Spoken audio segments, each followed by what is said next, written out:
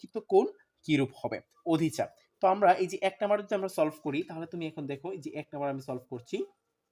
কোন বৃত্তের অধিচাপে অন্তর্লিখিত কোণ বলছে।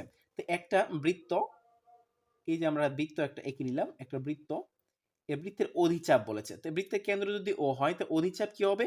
সবথেকে যে তোমার বড় যে চাপটা আছে ওইটা হচ্ছে তোমার অধিচাপ। তাহলে মনে করো এখান থেকে এইটুক, হ্যাঁ? তো এই একটা চাপ নিলাম A থেকে B, এইটুক, আরেকটা নিলাম C। তার মানে দেখো এদিকে আরেকটা নিলাম AP। তার মানে হচ্ছে এই পাশে যদি আমরা এটাকে যদি ভাঙি তাহলে দেখো এখান থেকে এই পর্যন্ত যে বড় অংশটা আছে, এই বড় অংশটাকে বলা হচ্ছে আমাদের অধিচাপ, আর নিচে যে ছোট অংশটা আছে এই ছোট অংশটাকে কি বলা হচ্ছে? উপচাপ। তো এখন এই অধিচাপ যেটা আছে অধিচাপে অন্তর্লিখিত কোণ বলছে। তাহলে এখান থেকে শুরু করে এই পর্যন্ত একটা কোণ, আর এখান থেকে শুরু করে এই পর্যন্ত একটা কোণ। দেখো এটা কিন্তু বৃত্তে অন্তর্লিখিত কোণ। তো বৃত্তে অন্তর্লিখিত কোণ, আবার এটা অধিচাপ, উপরে যেটা আছে এটাকেই বলা হচ্ছে কি? অধিচাপ। উপরেটাকে কি বলা হবে? অধিচাপ। আর নিচেটাকে কি বলা হবে?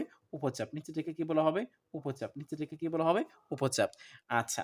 তো ছোট যে চাপটা আছে এই ছোট চাপটাকে আমরা বলছি উপচাপ, আর উপরে যে বড় চাপটা আছে এটাকে আমরা অধিচাপ বলছি। তুমি দেখো সবসময় এই যে অধিচাপ আছে অধিচাপে উৎপন্ন কোণের পরিমাণ হবে তোমার, হ্যাঁ, সূক্ষ্ম কোণ। অর্থাৎ ৯০ ডিগ্রি চেয়ে সবসময় কোণগুলো কি হবে? ছোট হবে। আবারও বলছি, কারণ এই অর্ধবৃত্তস্থ কোণ যেটা আছে আমি এবার ব্যাখ্যাটা তোমাদেরকে দিচ্ছি। অর্ধবৃত্তস্থ কোণ এখান থেকে শুরু করে যদি একদম ব্যাস বরাবর যায় তাহলে যে কোণটা হয় সেটা তোমার 90 ডিগ্রি।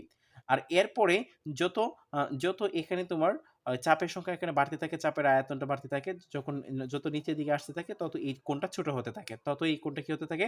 ছোট হতে থাকে। এজন্য হ্যাঁ, অধিচাপে উৎপন্ন কোণের পরিমাণ কি হয়? অধিচাপে উৎপন্ন কোণের পরিমাণ হবে কি? সূক্ষ্ম কোণ। তাহলে কোন বৃত্তের অধিচাপে অন্তর্লিখিত কোণ কিরূপ? সূক্ষ্ম কোণ।